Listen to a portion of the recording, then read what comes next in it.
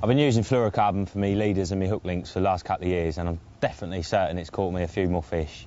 At the end of the day, carp are definitely getting a lot wiser and a lot more pressured, so we've got to do everything we can to stay one step ahead of them, and I think fluorocarbon is definitely an edge on that front.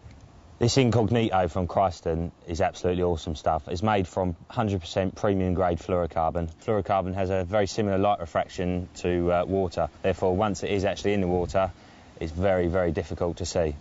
Now the other thing about fluorocarbon is that it's really, really dense. Now because of that density, it's a lot heavier and therefore it sinks like a brick. So it's pinned down to the bottom, well out of the way of them wary carp. Another good thing about that density is the fact that it's really, really abrasive resistant. It's really tough stuff. I mean, if you bite through it, I'm struggling there.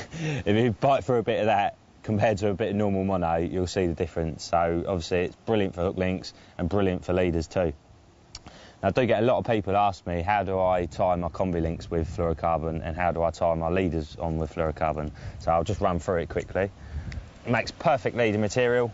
A, it's really cheap. B, it sinks really well. And C, it's virtually invisible. From your main line onto your leader, I'll use some braid here because it should show they're not easier. All I'm doing is a back-to-back 4-turn grinner. So we'll get the fluorocarbon, make a loop, and then go around both materials 4 times. And just don't tighten it fully. Bit of moisture. Just tighten it down a little bit. Then tie your main line. So once again, just making a loop and then going around that loop and the fluorocarbon 4 times.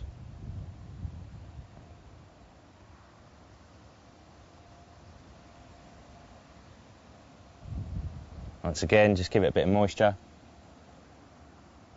and then gradually pull them together. You only want to do that if there's not a lot of resistance there. If there is a lot of resistance there, you want to sort of gently tease them together, otherwise you'll end up damaging the knot.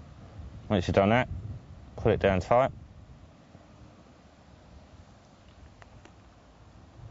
Like so, and as you can see, they just butt up against each other and you've got a nice, neat leader knot. Obviously, then trim it off. It's really strong, that. Never had any troubles with that back-to-back grinner with the fluorocarbon. So that's that one. Next one, hook links. Now, I used to be a coated braid fan, but ever since I started using these combi rigs with fluorocarbon and a small bit of soft braid, I just haven't gone back to coated braid really. You put it on the bottom and you can hardly see it, so it makes perfect sense to me. So all you do is get yourself a nice bit of soft braid, tie your hook arrangement how you normally would, then get your mono. Now double your mono up, your fluorocarbon even, so you've got a loop in the end, and just pull that like so. Now get your soft braid, thread that through the loop, through the loop again, pull the hook up to the end there.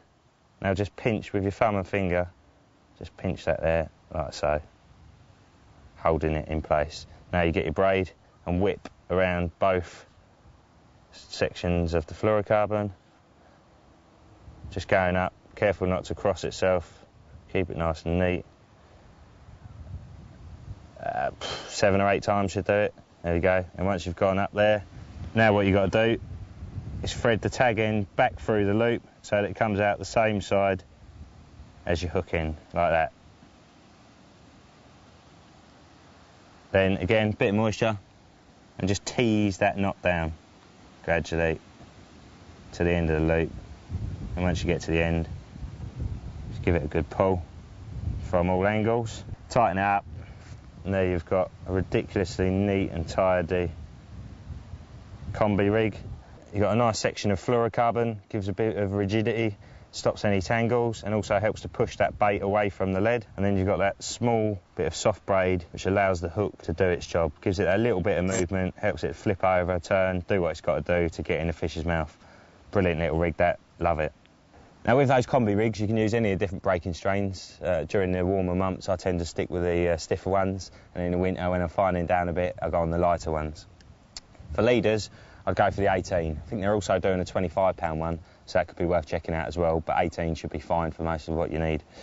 As I say, it's in a range of different breaking strains from £5 to £18. The great thing about this stuff is you get 50 metres on that spool. I know with a lot of fluorocarbons you get 20 metres. Now 50 metres, just think how many leaders and hook links you're going to get out of that. Brilliant value for money.